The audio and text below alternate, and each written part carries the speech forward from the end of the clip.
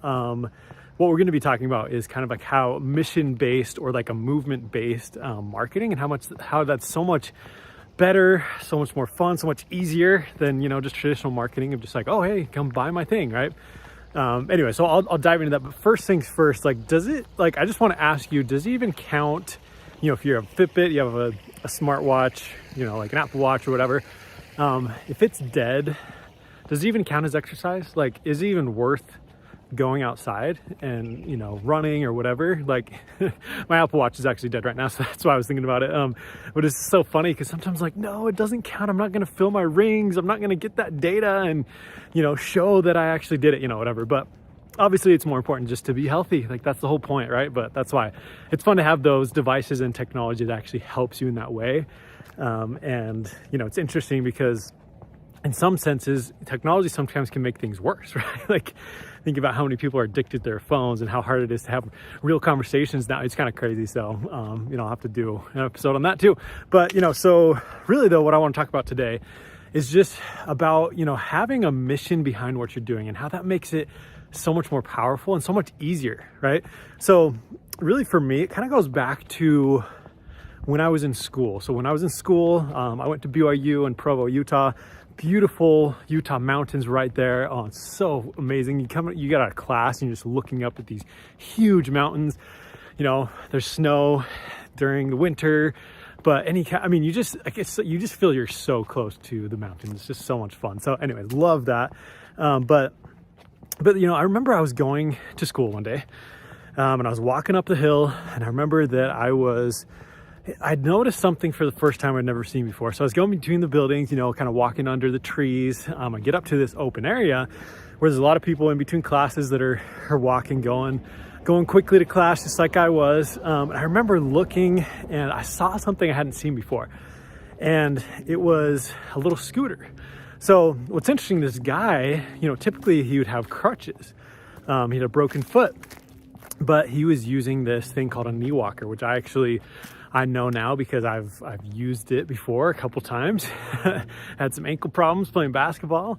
And so I actually used those, and which is, anyways, another story for another day. But I just remember seeing that. And at the time I was studying mechanical engineering, I just was like, man, I would love to work for that company because it'd be so cool to build products that actually, help people. Like, you think about how much difference that thing made for people to use them, and I've used them now. Again, but it's just like, it makes your life so much better. You think about crutches and how horrible those are, how hard do they hurt your arms, and just walking around, it's just so much harder to get around. Whereas the scooter, it actually makes you go faster. Like, faster? Like, what the heck? That's crazy, right? So cool. But it's just fun to see that and to see those products. And that was like the first time that I remember really being inspired by some sort of product and being like, oh man, I want to do that. That's what really kind of instilled in me this kind of mission, or I guess just the idea that I should have some sort of mission behind what I'm doing. And go on from there. I didn't end up, working for that company, went to some other companies and things like that. But I just remember like kind of always wanting to do something that would really change the world, that would really help people. And so it was a little bit, I guess I kind of feel like I lost sight of that, right? And back in the day, even in school, I was doing, businesses, had different projects going on. One of the first things that I had during school was called the flaxseedstore.com. And I'll definitely have to talk more about that at some point. But I guess what's interesting is that business, there was really no cause behind it. Now, I could have potentially made one behind it because my parents, they actually had these flaxseed crackers that they were selling, and I was just kind of like, oh, that's an interesting niche that I could go into and be help, and I may have been able to stuck with that and done more with it, but but it's just, there really was no like mission behind that, right? It was just kind of like, oh, okay, well, here's flaxseed products, and maybe I can help my parents sell some of theirs. And so, okay, cool, so we'll do that, right? But it wasn't really like that powerful, if you know what I mean. Like, there's nothing that's like, oh, hey guys, you guys you want some flax seeds? Like, oh, this is so cool. Like, there's no story, there was no mission behind it. And so it was just kind of like, I was just doing it as kind of a business project. I was trying to make some money. I was trying to do that, right? But the thing is, when you're just in it for money, is sometimes it can be hard to stick with it, number one, but it also can be, again, hard for people to really get behind it. And so, if you think about the companies that do really well, like Apple's a really good example of how they have, they're on this mission to really innovate and to change things, right? And some people could look at that and be like, oh, well, I mean, I feel like Apple's somewhat polarizing. There's a lot of people that just like hate them. Like, oh, I knew a guy that he was just like, yeah, we don't allow those in our house. It's just kind of like, what? But a lot of people love them too, right? And so it's just another topic for another day too, about being polarizing, how that can be really powerful. But anyways, they do have this kind of mission behind it. They've got these true fans, these people that just love what they're doing. And, if you think about some of what they do, it's like honestly, I feel like one of the best things that they do is they take something complex and they make it simple, right? Like sometimes people, say bad things about them because, oh, you can't customize this and that. Now you can customize the iPhone home screen and all that type of stuff. But like back in the day, you couldn't actually do that, for a really long time. But, having some development experience, I know that honestly, I think the reason they did that is because they wanted to make sure that when they rolled it out, that it was really, really good, that it worked really, really well, and that it was something that people really wanted. And so, from what I understand, they actually kind of have this mantra of keep it simple, stupid, that they really want things to be really simple. And if you look at what they do, it's true, right? They take these complex things and they make sure that they're going to work really well. They didn't do FaceTime until a little bit later because technology wasn't really ready for it, right? Whereas other people were kind of pushing and doing it, but then it didn't really, I guess I didn't really necessarily try it, but I just feel like whenever they roll things out, they work really well for the most part. Obviously they have bugs and different things, but anyways, they have this movement behind them, right? There's all of these people that are just diehard fans. They're going to the conferences, spending thousands of dollars to go each year to these conferences as a developer, or, going to their keynote events, seeing their new products. They're lining up outside. Like, people feel the mission behind that. It's more than just a company, right? They've really connected with them and on an emotional level, which is a really important thing to do. And so, that's the one thing I just wanted to talk to you about, is just the power of having a movement and the power of having a mission behind what you're doing. And so, part of that is, number one, is to pick something that you feel like you can really get behind, right? That you can really have some sort of movement behind and some sort of mission. Because obviously that's the first step, is you have to be in the right space. I mean, you could kind of come up with a story as well, but if it's not true, then I wouldn't recommend doing that, right? But then also what's really important when you have that is to really, think about your story, to really figure out why is that important to you? How can you then express that to other people? And then be able to help others kind of rally around that, right? Another great example of this is Donald Trump, right?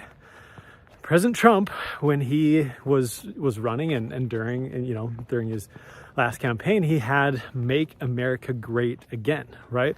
So he had this rallying cry, this something that like people can get behind. They see that phrase and they're like, oh, okay, no, right? And again, another polarizing person, it's, again, we'll talk about it at some point. But again, he has this mission and this movement behind it. And you can kind of even pick up on some of his themes of, hey, I'm not a politician, I'm not like everyone else. And I really want to make America great again. I want to make the economy better, there's these things that it makes it a mission, right? And so that's what I want you to think about for yourself, right? Most likely, if you're watching this, then you probably already have that type of, mission behind you, but maybe you need to detail out, right? Maybe you need to write it down and get some stories and some motivation behind that. So then you can share it with other people. Because if you don't know already, I'm on a mission to help 1,000 pelvic floor specialists to increase their income and impact through online events and challenges. And so really, that's something that I love, events and challenges. I think they're one of the best ways to grow your business. They're so fun. It's really powerful, but the thing is but it's like who I'm serving though too, right? So my wife, we didn't even know about pelvic core therapy until kid number 5, which is kind of crazy, right? And it's just something that like even my mom and her mom kind of told us, or I guess more Amy, right? But just that like, that's just kind of part of the deal, right? That like, that's just when you have kids, there's just issues, and men have these issues too in different ways. But that's the thing is, it really caught me like, why do more people not know about this? And so that's when, after talking to Amy and really understanding, because I was kind of picking and trying to figure out what I was doing, that was the moment that I was like, okay, this is it. Like, I need to do this, and I need to do more than just like, oh, cool, I'm just gonna like go serve the market. But no, I'm on a mission to help 1,000 people, and specifically with events and challenges. And so I'm really excited to continue to do that. And again, for me, it really makes it a lot easier to talk about, right? Because I have this mission, I have this cause that I'm on, and to me, it's more it's more than just helping the physical therapist or the specialist. So not all of them are physical therapists, but it's more about, it's helping them to get their message out, because I know that needs to be done, and like more people need to hear about it. I'm not in that field, but I want to help, right? I want to help get more people involved in knowing about that. And so it's just a really fun thing to be a part of, and it's just, I don't know, I guess it just makes it so much better, and it's so much easier too, right? Because if I didn't have the mission-based thing, just think about it for a second. If it was more like, okay, I want to help people with online events and challenges, right? Like, that sounds fine, but like, who are you helping and why are you helping them, right? It's just anybody that needs, an event or an online, challenge, like I'll help you with it, right? And sure, I will, but really it's like, right now I'm really focusing on this way because I really want to help those specific people. I really know that they have a message that goes to the world, and if you're watching this, you may be one of them, right? And so let's do this. But the thing is, like, it's just one of those things that, again, it makes it so much easier for both parties, and it's just a lot smoother, right? It's like, okay, cool, let's go and let's change the world. Like, let's make an impact, right? And so, I'm still working on some of the kind of the different things as part of my movement, but again, it's just fun to be in as a part of this. And so if you're on the space, I'd love to have you on board. And so just, reach out, let's get connected. But I really, it's just, that's the thing I want you to just to know today. First, make sure your, fitness device is charged, right?